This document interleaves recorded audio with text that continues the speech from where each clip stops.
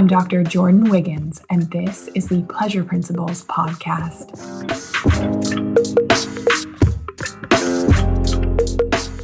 Join me on this journey where sex, science, and sensuality meet. Let's change the conversation around sex and pleasure together.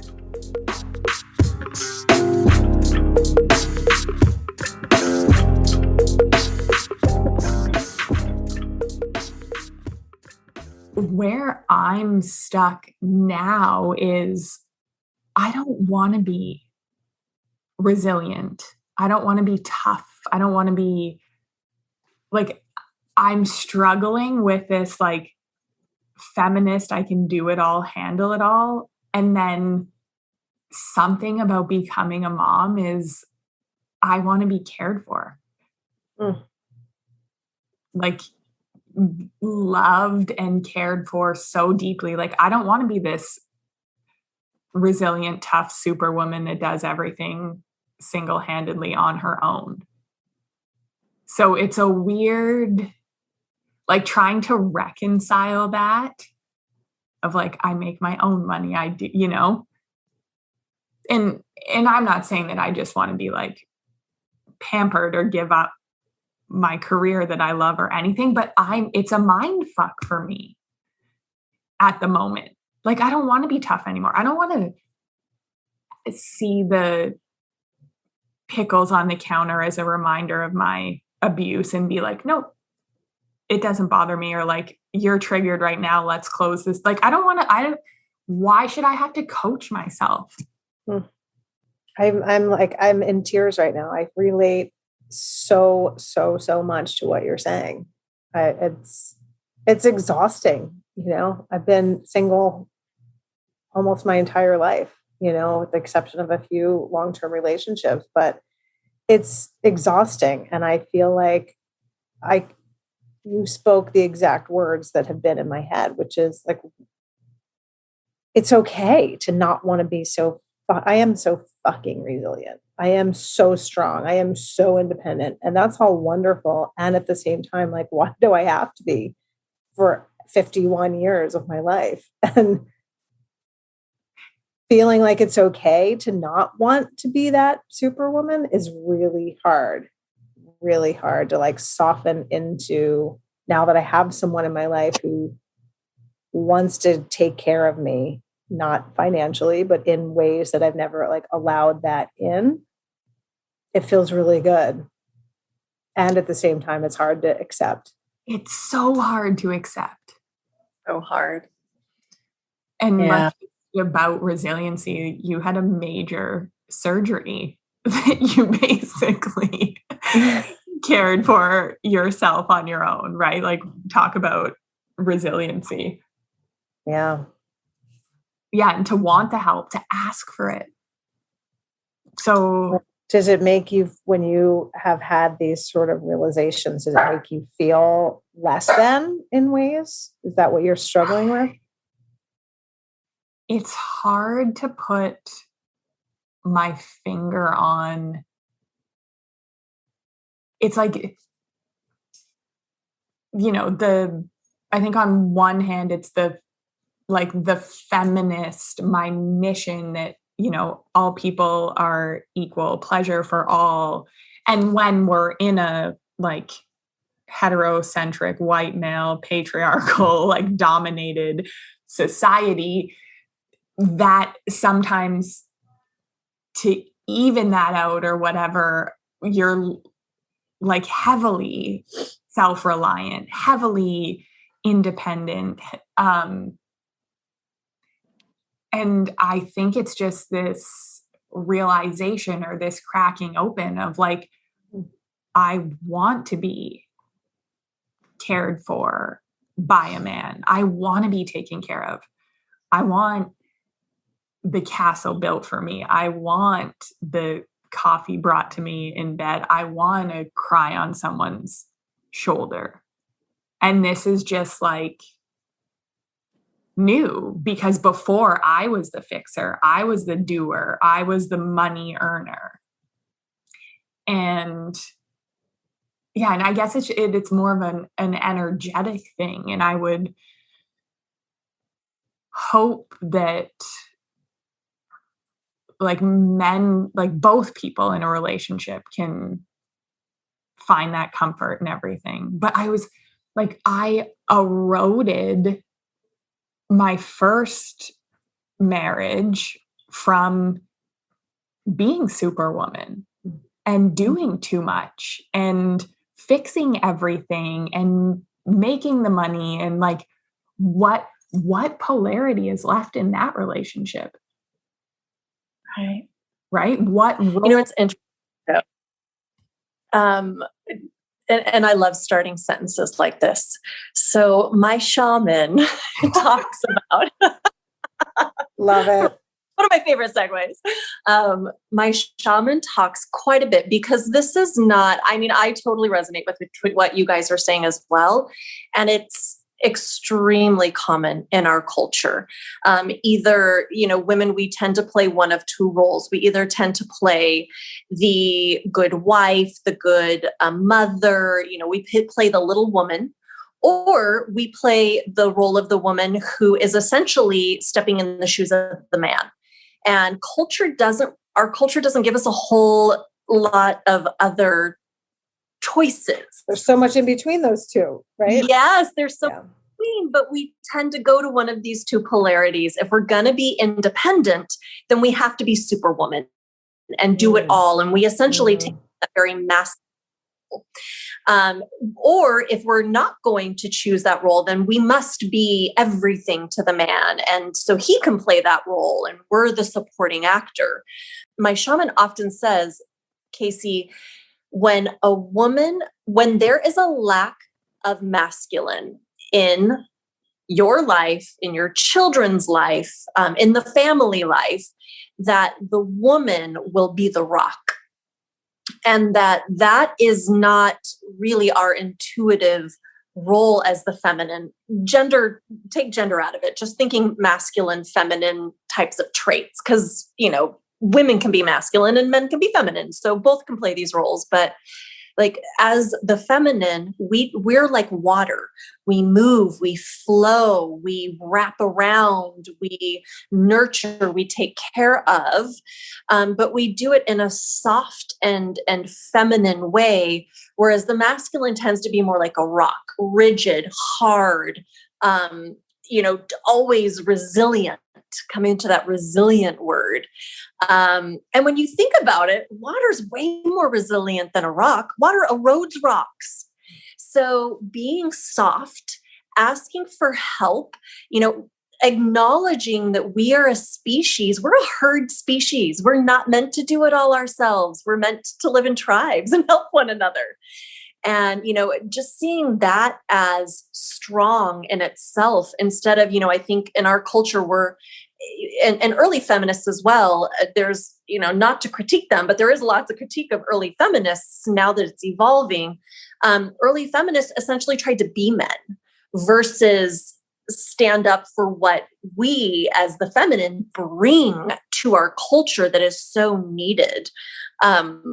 But I always thought that was so interesting. It's like, Kasey, stop being the rock. Be water, flow, nurture, care in that way, and let Chris be the rock. But what I find is really hard about not being the rock is I have to give up control in some areas. And I have to allow Chris to do things in a way that I may not do them. My rock presents in a certain way and I control in a certain way and I manage things in a certain way. And when I stop being that rock and I let Chris be that rock, then I have to accept his form of rockness that might be a little bit different from the way I would do it. But different's okay. And different allows me to let go of control and adjust, as well as communicate. It builds communication. Yeah, I don't know. I thought it was super helpful for me. The last time my shaman said that in ceremony, I was like, oh my God, I pride myself on being the rock. But that's not the role I want to play. I want to be water. I want to flow. I don't want to be hard. I want to be soft and fluid. But in order to be that, I have to let go of that controlling, culturized vision of what strength is. Does that make sense? Completely. 100%. When we talk about like the rock and the waves analogy as it relates to sex or relationship, like for me, I've been working on the surrender, the opening, the flow in sex for a long time, but then to apply it to life, and to let go and not feel weak or less than, that's the hard work for me. Yeah. Here. And it's self-imposed. It's all bullshit. Yeah. Right. It's like, no, those expectations are placed by no one but us. Yeah, I agree. But I also feel like, there are so many single moms. There's so many absent men, absent masculine, that as women, we have no choice but to step up and play all those roles. Certainly that's my single mom. Like there has been a physical absence of the masculine. Yeah. And so I'm playing all the roles, and I've gotten really good at playing the masculine role, to the detriment of the feminine in me. And much like you guys experience, then I become hard, and I'm like, I can do it all. I don't fucking need you. Get out. Yeah. And then we get, like we talk about often, our hands on the ripcord, like we're ready to pull the chute at all times and detonate. Like, I don't need you. I don't need a man. I got this. Like, I'm done. We're just ready to jump. Right. Because we can, which is great. Yeah, it's true, because it is true.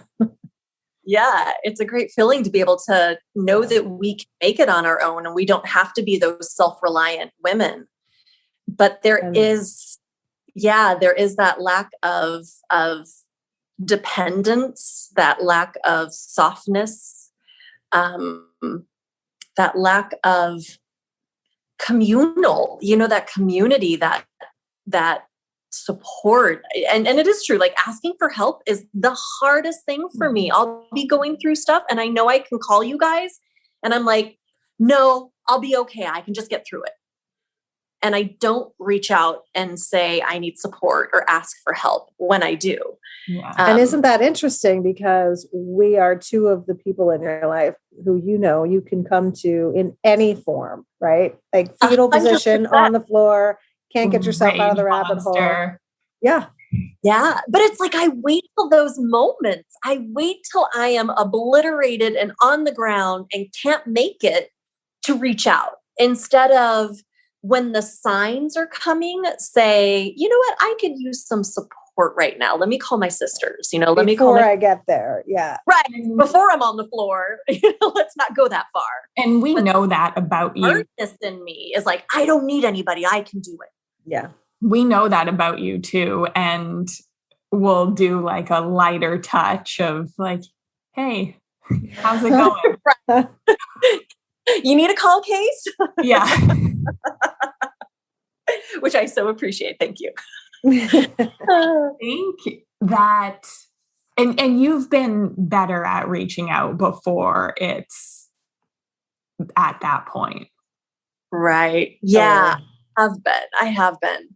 And I've also, I have been relying on my partner more. I have been saying, hey, I'm going through this. Can we talk? Can I get some support here? And, I'm blessed to have a partner who would drop anything to support me. So that's also a blessing that I'm so grateful for. But part of me supporting him, and this again is what my shaman tells me all the time, Kasey, let Chris be your rock. Stop being the rock. Let Chris do it. And he's not the type of guy he's not that macho man, thank God. But I wouldn't be with him if he was. But he's not that macho man that's like, let me do it. He's not going to force his way in to be the rock. I have to let go in order for him to be the rock. And it's a really interesting dynamic that I'm still learning to navigate. That's exactly what I'm working on, is the basically letting go, being like the true expression of feminine, and not just when I choose it in certain instances, but for everything, even the hard things, like with our daughter and with life decisions, that kind of thing, to not always be jumping into fix or having the answer, and just being vulnerable with my feelings. And then the space that creates for a man to step up and be the rock is unreal. And it's so interesting how many of us, many like high functioning women, struggle, and we can really damage our relationships, friendships, romantic relationships, by being in that place, because no one can get to you when you're there and you're impenetrable. No one's impenetrable. That's such a great word. Yeah.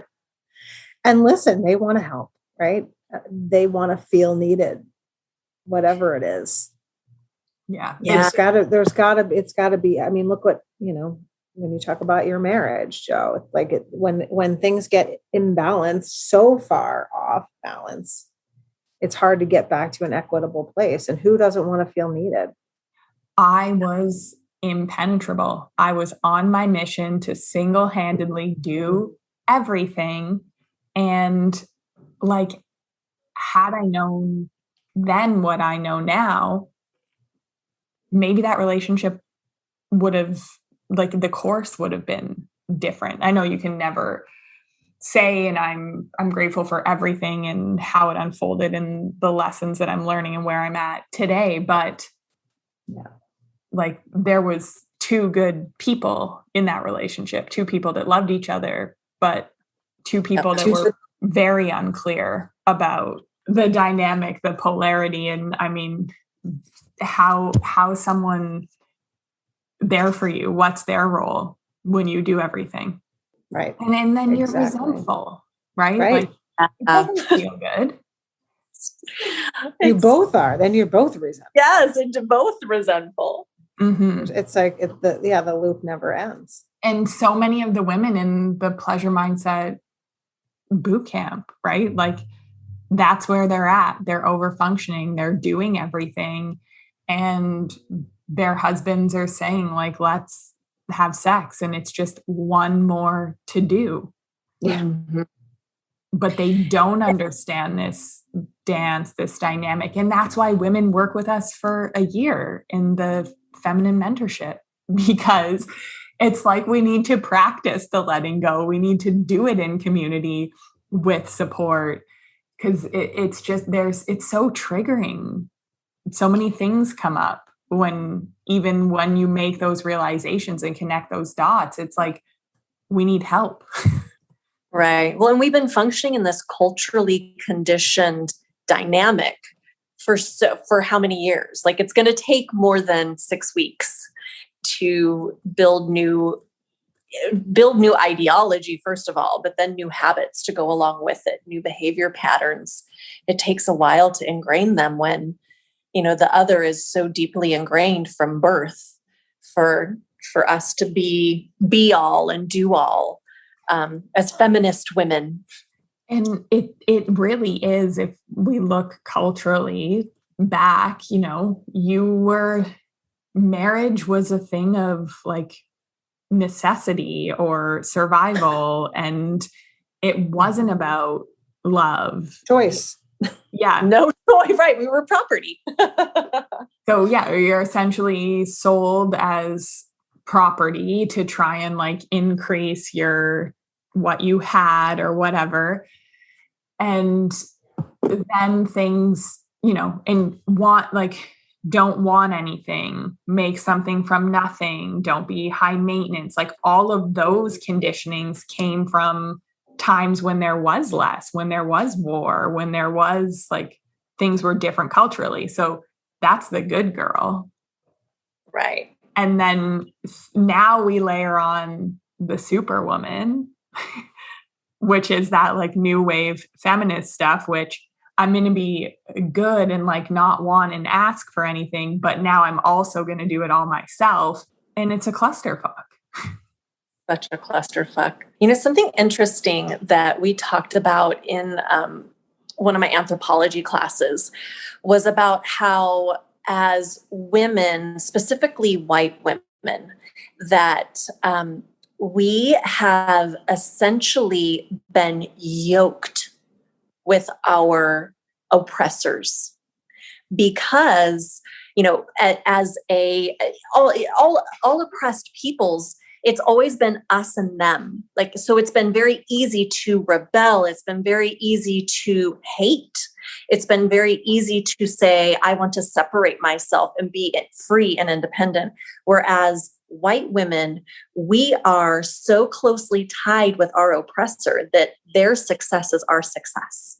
And we are discouraged from bonding together as women to then rebel against our oppressors. So we have become part of the oppressors because we have not been allowed to unite and band together, and because we've been seen as the helpmate to essentially our oppressors, which has really mind-fucked us. And this is a perfect example of what is going on. So with the low libido epidemic, we have women saying, what's wrong with me? Why am I broken? Right? They're blaming themselves for not wanting sex. Totally. Which, gee, like how much did we hear this in the last couple of weeks that they're broken and something's wrong with them? And then when there's a path out or a way to fix it, they're needing to ask their husbands for permission or for money. Yes. And then their husbands are denying them the help and like, no, the credit card has my name on it.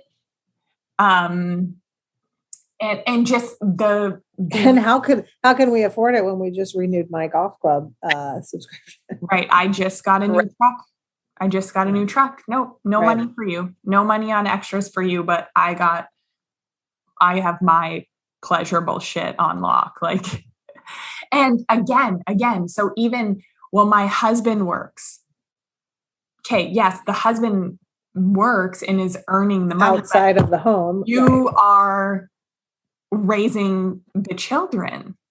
Like there's a value in that. And for it to be 2021 and for that to still be a dynamic that is going on today, like I'm not worthy of something that I want and desire and need, and something that's going to help both of us because my husband says I can't have the money.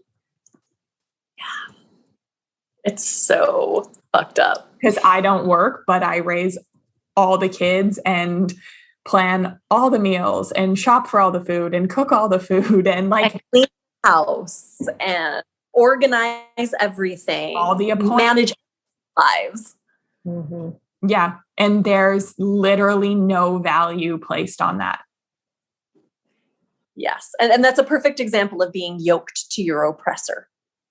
And then we take on all the like, oh, there's, I want too much. There's something wrong with me. Because God forbid there actually be something wrong with the way the system works. Right. Yeah. And it's heartbreaking. It's heartbreaking that even with some of the information that we're able to download and get across, that it's still that stuck, that we're still here. Yeah. And it's interesting because one of the things that because I was like, well, how do we get out of this? If we're yoked to our oppressor, how do we get out of it? And the examples of all other peoples who have who started to come out of oppression is unity. It's banding together. That's really the way to do it. But it is different than, initial feminism, which was we're going to just replace the men.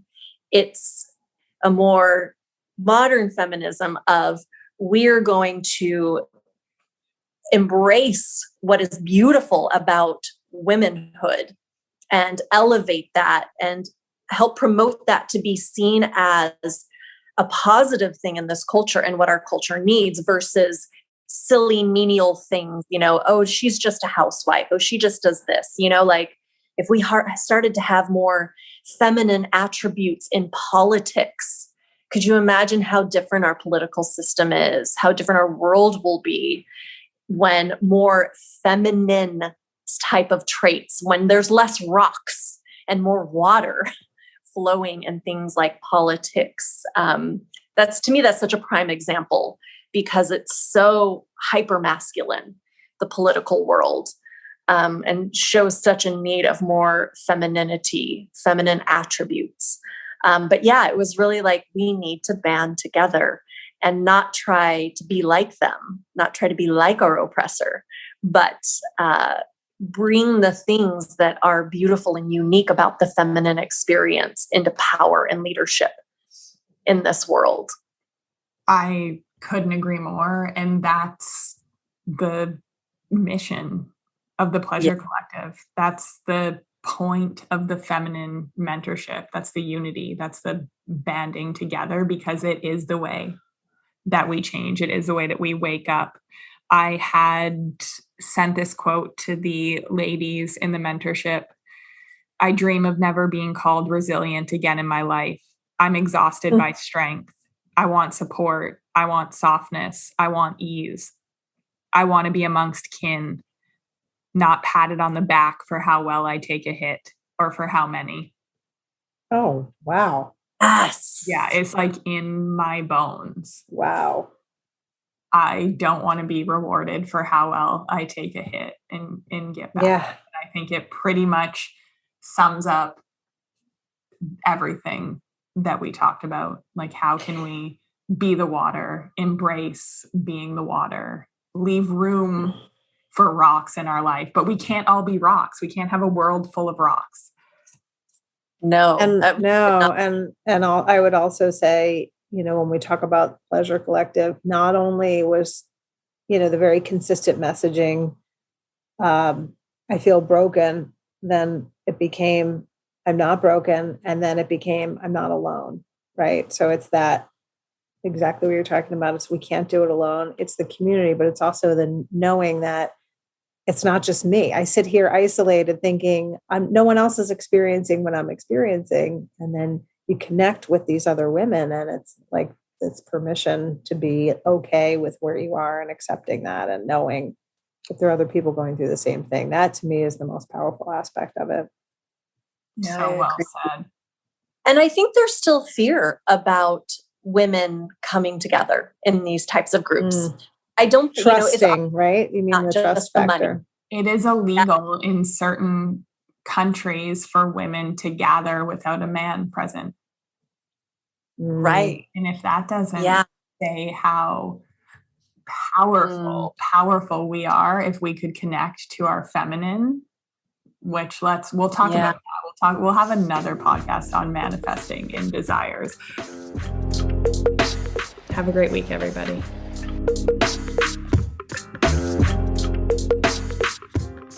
If you like what you heard in this episode, leave me a rating. Your support helps me get discovered by more women like you.